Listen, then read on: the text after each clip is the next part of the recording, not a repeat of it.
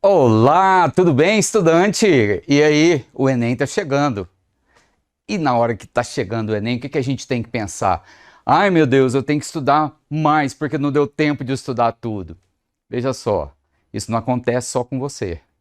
A maioria dos estudantes estão na mesma vibe que a sua. Ou seja, impossível a gente conseguir passar por tudo.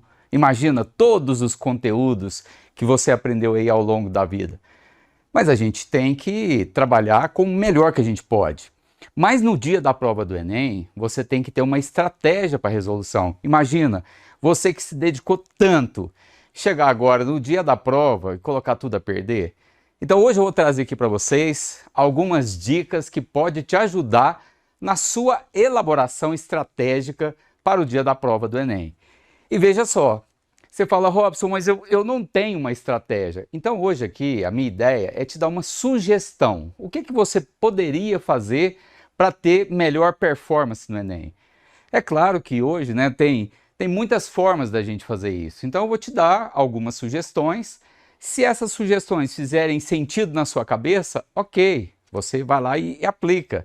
Agora, a partir das sugestões, o que pode acontecer? Você tem insights, você fala, ah, já sei, eu vou fazer um pouco diferente disso. Enfim, a elaboração da estratégia, ela é sua. Então hoje aqui, vamos trabalhar um pouquinho com essas estratégias do Enem? Em primeiro lugar, o que acontece, né? No dia da prova, você vai chegar mais cedo no local de provas, vai entrar no prédio às 13 horas, fecha os portões e às 13h30 você começa a resolução da sua prova. De 13 horas até 13h30, você vai ficar parado, sentado na cadeira, esperando para começar. Agora, já que você vai ficar parado, esperando para começar a prova, você já pode repassar toda a sua estratégia. Já que você está ali, você vai começar a se concentrar para fazer a melhor prova do seu dia. Em primeiro lugar, como é que é a estrutura da prova, né? Então você já sabe que tem uma estrutura, primeiro dia, segundo dia. E o primeiro dia, gente, é um dia muito importante. Por quê? Porque quando você pega a prova, no primeiro dia, você tem duas áreas de conhecimento e a redação. Você fala, mas a redação está dentro das linguagens e códigos. Só que a redação, ela é pontuada de maneira diferente. Então a gente considera que a redação também é uma área de conhecimento, ou seja, é uma área onde é a única prova que você pode tirar nota 1000. As demais áreas, as notas terão uma nota máxima e uma nota mínima, mas o 1000 não é o que preconiza, né? Então o que acontece? Quando você for fazer a sua prova, você vai pensar assim, olha, eu tenho linguagens e códigos que vai da questão 1 até a 45, depois eu tenho uma proposta de redação, e depois das questões 46 a 90 são as questões da área de ciências humanas. Então o que a gente deve fazer? Então a primeira dica para você é comece pela redação. Gente, lembra que a redação vale 1000 pontos. Você pode tirar 1000 pontos. Então essa prova ela deve ser feita com muito carinho. Mas eu vou começar pela redação? Claro que você vai começar pela redação. Mas por que começar pela redação? Pessoal, a hora que você vai começar pela redação, pensa, sua cabeça está fresca, você ainda não está cansado, você está louco para poder colocar em movimento tudo aquilo que você aprendeu. Então ali você está ainda com ponto de criar de forma absurda, tá? Então nesse momento que você está começando a prova, sua cabeça está fresquinha, vai ser possível você elaborar a tese, defender seus argumentos, ter repertório, porque depois que você começa a fazer as questões, nossa, o desgaste físico, emocional e mental, ele é muito forte. Então você deve começar pela prova de redação. E o detalhe, você elaborou a tese, argumentou sobre ela, usando o seu repertório, usa lá tudo que você tem, né, de texto motivador. Lembrar que você não pode copiar trecho de texto motivador, né? Mas você pode fazer uma belíssima redação. Terminou de fazer a sua redação? Tem gente que já faz a redação direto na folha de resposta, né? Eu sou mais cauteloso, eu faço na folha de rascunho e depois transcrevo para a folha de resposta, ok? Transcrevi para a folha de resposta e pronto, minha redação já está garantida. Beleza, Terminei a prova de redação? Terminei. E agora, para qual área que eu vou? Eu vou para linguagens e código, eu vou para ciências humanas, para qual área? E aí vem então a segunda dica. Você sempre vai trabalhar do mais fácil ao mais difícil. Ô Robson, é verdade que acertar as questões mais difíceis no Enem, eu tiro nota maior? É isso? Gente, muita gente faz essa confusão. De pensar assim, se eu acertar as difíceis, porque vale mais nota, a minha nota também vai ser maior. Preste atenção que no Enem tem uma teoria que chama-se TRI, Teoria da Resposta ao Item. E essa teoria, ela verifica como você responde à prova e não quanto você acerta na prova. Então tem a tal da coerência pedagógica. Então quando você tem aqui no Enem, por exemplo, aqui está mostrando para vocês aqui na tela o seguinte, imagina um candidato, olha só, você tem dois participantes, ó, o participante A e o participante B. A nota do participante A é 480, a nota do participante B é 380. Você fala, ok, notas diferentes, mas perceba uma coisa, o participante A acertou 1, 2, 3, 4, 5 questões. E o participante B acertou 1, 2, 3, 4, 5. Olha, os dois tiveram o mesmo número de acerto. Mas por que as notas são diferentes? Porque o participante A, veja que a nota dele é maior. A nota do participante A é 480. Ele tem uma nota maior que a do participante B. Você fala, mas por que se o número de acertos é o mesmo? Porque ele tem mais coerência pedagógica. Você fala, como assim mais coerência pedagógica? Veja que ele acertou questões de baixa proficiência, ou seja, questões fáceis. Ele acertou uma fácil, errou, acertou e errou as difíceis. Ok, faz parte da vida você acertar coisas fáceis e errar coisas difíceis. O que não faz parte, o que não é coerente? Você acertar questões difíceis e errar questões fáceis. Isso não faz sentido.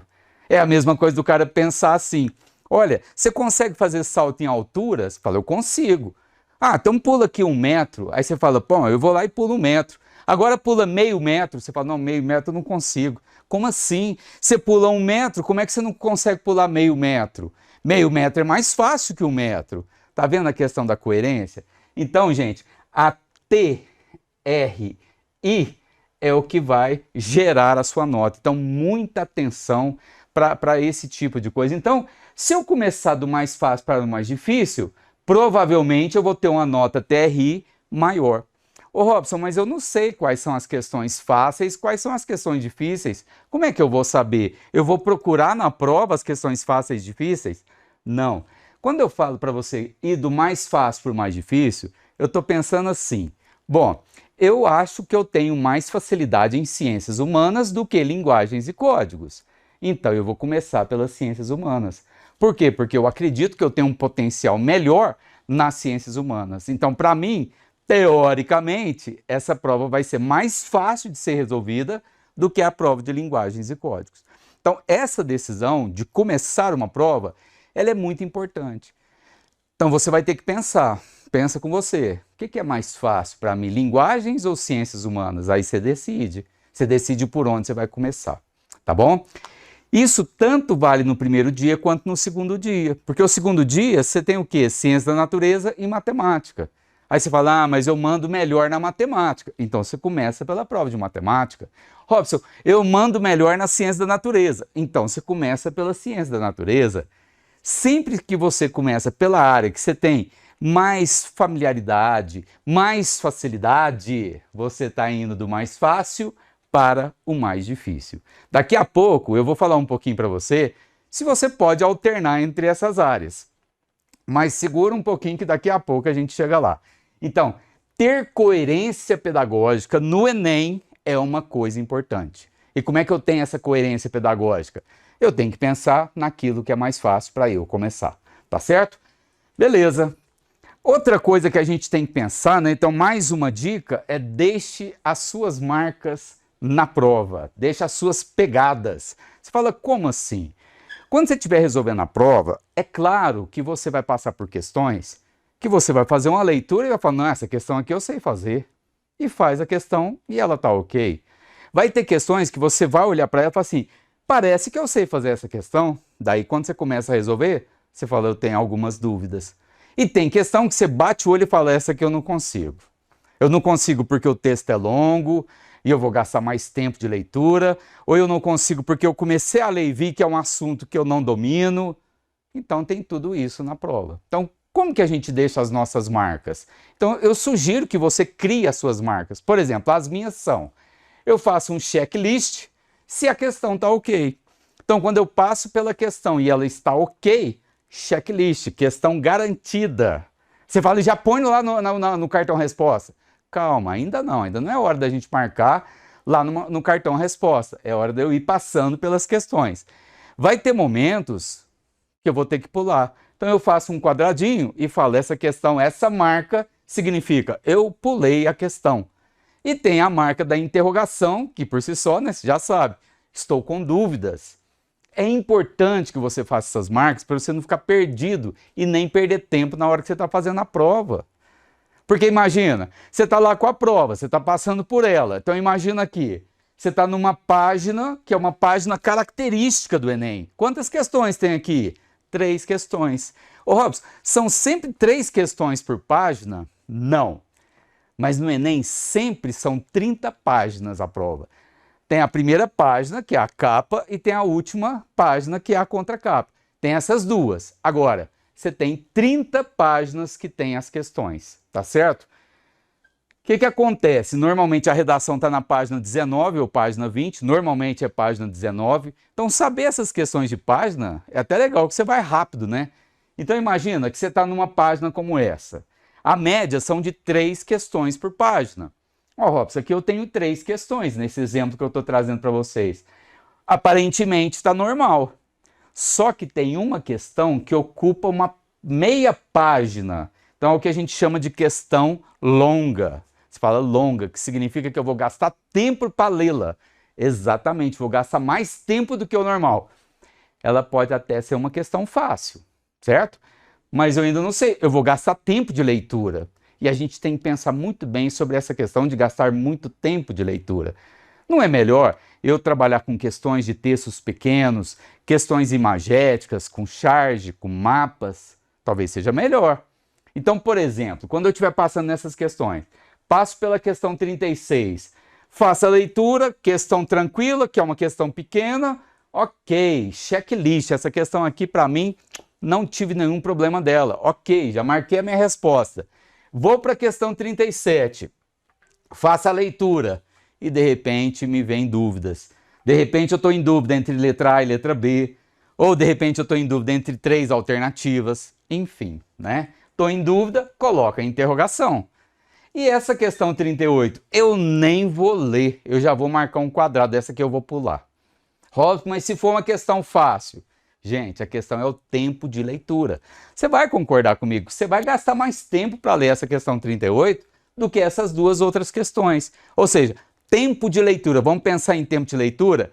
O tempo que você leva para ler a questão 38 equivale ao tempo de ler a 36 e a 37. Tá vendo? Em termos de tempo de leitura, uma questão contra 2. É melhor 2 do que uma.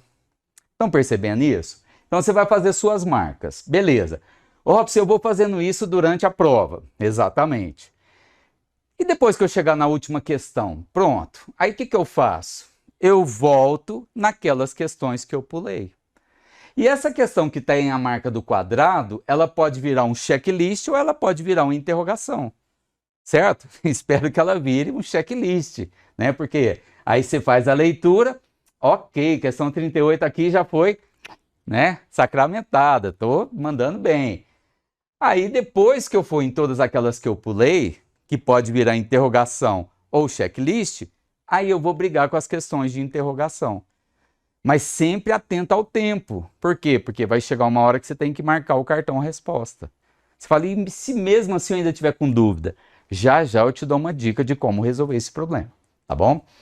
Olha só, quando a gente está numa questão, por exemplo, essa questão aqui é uma questão de texto relativamente normal, né? Texto curto, e aí você vai fazer a leitura dessa questão. Pessoal, muita atenção. Toda vez que você for fazer a leitura de uma questão no Enem, você tem que começar pelo enunciado e não pelo texto. Você fala, mas onde está o enunciado? O enunciado sempre é a última frase, o último parágrafo antes das alternativas. Então tá aqui, ó. A utilização desse recurso energético acarreta para o ambiente um desequilíbrio no ciclo do... Então, peraí, eu vou ter que ler o texto, que não é um texto longo, tá? Mas mesmo assim, a eficiência da leitura é importante, porque eu tenho que fazer a leitura de uma vez só. Então, ele está falando em ciclo. Aí você vai pensar, ciclo do nitrogênio, do carbono, enfim, né? Do enxofre, do fósforo. Então, é ciclo de um determinado elemento. Agora, qual que é o recurso energético? Aí você vai fazer a leitura do texto. Quando você faz a leitura do texto, você fala, olha, grandes reservatórios de óleo leve, de melhor qualidade e que produz petróleo. Ô, gente, falou em petróleo, né? Você que vai mandar bem no Enem, você sabe que o petróleo tem a ver com qual elemento químico? O carbono, são os famosos hidrocarbonetos, né? Então são o carbono. E aí, quando você olha nas alternativas, você tem duas que falam sobre o carbono. Você já está aqui, ó, entre letra C e letra D, tá certo? Ô, Rosa, mas se eu tiver dúvida, porque eu não sei se é devido ao aumento dos carbonatos dissolvidos no ambiente marinho, ou se eu sei se é a liberação das cadeias carbônicas que estavam aprisionados. Eu estou em dúvida entre essas duas, então eu vou colocar uma interrogação. Mas veja só. Antes, eu pensava, olha só, você tem 5 alternativas, 20% de chance de acerto, não é? Agora, se eu já elimino A, B e E, a minha chance aumenta bastante. Ou seja, a probabilidade de acertar essa questão agora é de 50%, porque eu vou marcar ou C ou D, então a coisa já está melhor. Mas ainda é uma interrogação. Eu posso deixar isso aqui e passar para as próximas questões. Depois eu volto e resolvo a questão, tá certo? Então, fazer leitura eficiente é muito importante. Ah, Ross, mas a gente lê tanto no Enem que a gente fica desgastado, a gente quase morre de tanto fazer leitura. Pois é. E aí você tem que evitar o desgaste. Você fala como? Parando de ler, só se for, né? Gente, primeiro, que hora que eu percebo que eu estou me desgastando além do normal? Que hora que vem essa percepção? E você tem que estar muito atento as pistas que o seu corpo produz. Você quer ver? Isso aqui já deve ter acontecido com você, ó. Você vai fazer a leitura da questão, certo? Aí você começa assim. Grandes reservatórios de óleo leve de melhor qualidade. Grandes reservatórios de óleo leve de melhor qualidade que grandes reservatórios de óleo leve. Isso já aconteceu contigo, não já? De você começar a ler a questão e ficar nesse looping. Você começa... Gente, isso acontece com todo mundo. Por que que acontece isso? Porque a gente está cansado. A gente vai cansando durante a prova. Então isso é uma pista de que seu corpo está cansado. Seu cérebro cansou. Então nesse momento, é bom você fazer o quê? Levantar os braços, tomar uma aguinha, comer uma barrinha de cereal, uma fruta. Daqui a pouco eu falo de comida para você aqui, tá? Mas é importante você perceber essa pista, porque se você insiste, você não vai conseguir resolver. Tem gente que fala assim, não, Rosa, quando eu estou assim, por exemplo, você quer ciência da natureza. Aí eu mudo, eu vou lá para matemática e faço um pouco de questão de matemática. Inteligente, isso é inteligência na hora da prova. Você migrar de uma área para outra, você descansa seu cérebro. É claro que você vai descansar o cérebro. Toda vez que eu estou fazendo uma atividade, chega uma hora que eu estou esgotado com aquela atividade. Aí eu começo a fazer outra atividade, parece que eu nem estou cansado. Aí eu começo a fazer essa outra atividade, daqui a pouco eu volto para essa questão e falo, que é isso? Essa questão estava tão fácil, né? Agora, se você ficar insistindo nisso, você vai ficar mais cansado ainda, você vai começar a se estressar mais, seu emocional não vai ficar legal e pronto. Então você tem que evitar esse desgaste. Tem uma outra pista que é interessante também, que você vai concordar comigo. Eu estou rindo porque eu sei que você aí deve estar falando assim, nossa, acontece comigo também. Você quer ver? Você começa a fazer a leitura, grandes reservatórios, tá. Quando você vê, você já está aqui na última linha. Você está aqui ó, no ambiente marinho. Você fala, o que é isso? Eu já li tudo. Você passou pela questão, leu tudo e fala, meu Deus, nem viu o que eu li, né? Porque você imagina que você está lá no Enem e começa a ter fome, você começa a ter um monte de coisa, cansado, você já começa a pensar em outras coisas.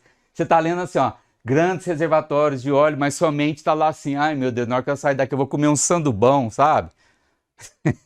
É isso que acontece, gente. Então, muita atenção às pistas que o seu corpo produz, para você evitar o desgaste.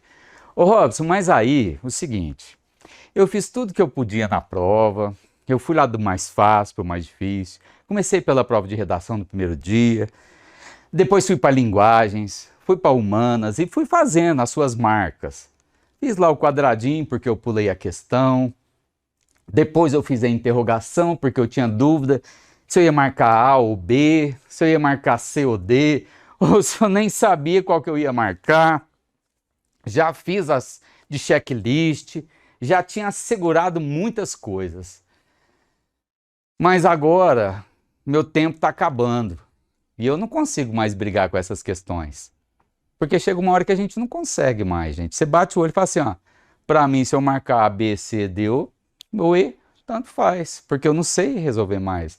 Já chegou um ponto do nosso limite, e isso é importante você reconhecer. E aí você vai precisar chutar, né? E quando você vai chutar, eu acho que algumas informações você precisa ter. Por exemplo, você tem 5 alternativas em cada questão. Existe um equilíbrio historicamente no Enem, que você tem mais ou menos 20% em cada resposta. Então, quando você pega lá as respostas do Enem, você vai ver assim, se você contar, claro que você não vai fazer isso, é serviço meu. Eu que vou lá e conto quantas letras A, quantas B, quantas C, quantas D. A gente faz isso daqui, né? Para a gente ter uma estatística. E tradicionalmente, o que que acontece? Você tem uma marcação muito equivalente.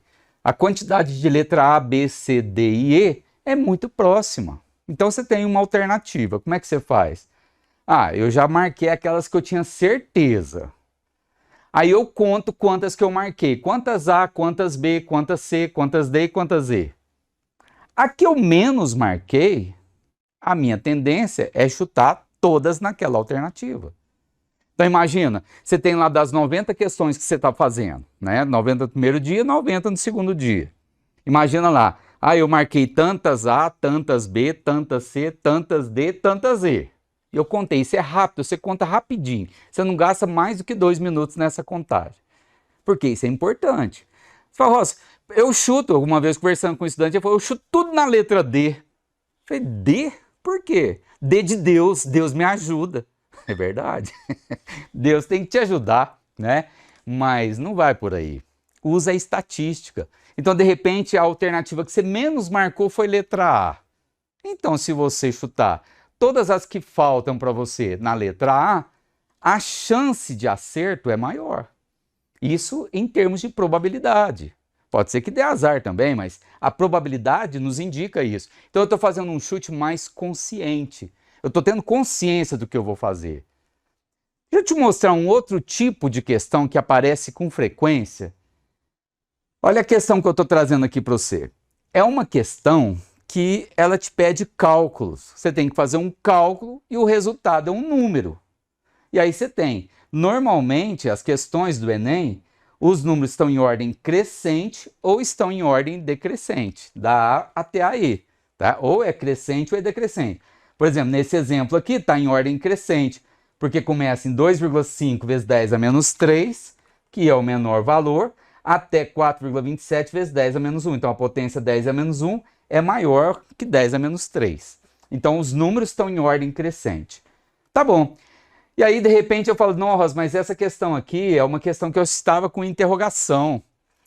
E aí, quando eu tentei fazer os cálculos, eu até tentei fazer os cálculos, mas deu um resultado que não tinha nenhuma alternativa. Então, quer dizer que eu errei alguma coisa e eu não tenho mais tempo para brigar com essa questão. E aí eu vou ter que chutar. Então preste atenção. Nesse tipo de questão, eu quero te trazer uma estatística aqui, ó. Olha só, pessoal. No Enem 2020, Ciências da Natureza, preste atenção, teve 8 questões envolvendo cálculo. 8 questões do exemplo que eu dei aqui para vocês. Dessas 8 questões, 2 tiveram marcação letra A, nenhuma marcação letra E. A maioria com marcação entre B, C e D. Quando você vai para 2019, também na Ciência da Natureza, a quantidade de questões que envolvia cálculos, do exemplo que eu te dei aqui, foram 9. Eu não vou trazer todas as provas do Enem, mas eu fui 2018, 2017, 2016. Qual a característica? Sempre entre 8 e 9 questões de cálculo na Ciência da Natureza. Robson, aqui ele marcou 3 na alternativa A, nenhuma na alternativa E. A maioria foi entre B, C e D. O que eu estou querendo te mostrar? Que se porventura você precisar chutar uma questão que envolve cálculo, será que não seria interessante você marcar B, C ou D? Uma delas? Você fala, mas aí mesmo assim, Robson, não resolveu o problema. Mas aumenta a probabilidade de acerto. Porque veja só, se eu vou chutar entre A, B, C, D ou E, eu vou ter 20% de acerto, 20% de chance de acertar a questão. Mas se eu excluo 2, a minha chance aumenta bastante. Percebe isso? É isso que a gente tem que observar. Olha na matemática. Na matemática acontece coisa parecida. Olha só, quantas marcações letra A? 4 aqui e 4 letra E. Ou seja, 8 questões do total de 24. Então, se eu pensar 8 em 24, gente, é 1/3, praticamente 33% de marcação A e E. Vai sobrar mais de 60% de alternativas B, C e D. Isso acontece também na prova de 2019. Mas se você voltar em 2018, 17, 16 e assim por diante, você vai encontrar coisas parecidas. Então, o que eu quero trazer para você, gente? Questões com essa característica aqui, ó. Questões que você vai precisar fazer um cálculo. A chance de resposta concentra nessas 3 alternativas. Então, olha só. Se eu precisar chutar uma questão dessa, eu não vou nem na letra A nem na letra E. Eu vou na B, na C ou na D. Você fala, Rosa, mas pode dar a letra A, né? Claro que pode. Mas pode dar a letra E, né? Claro que pode.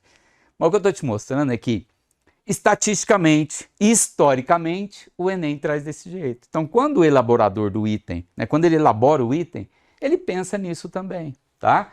Então, observar essa questão das estatísticas das últimas aplicações. Então, se eu tiver uma questão de cálculos, eu vou preferir, se for para chutar, né? Se eu precisar chutar, eu vou chutar entre B, C ou D.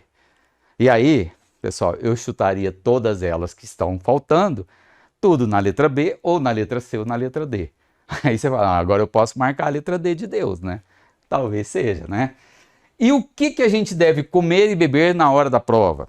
Você fala, Rosa, eu vou levar um sanduba daquele sujão assim, ó, que tem ovo, salsicha, a hora que você morde, a salsicha vai para um lado, o bacon sobe, né? Não, você não vai fazer isso.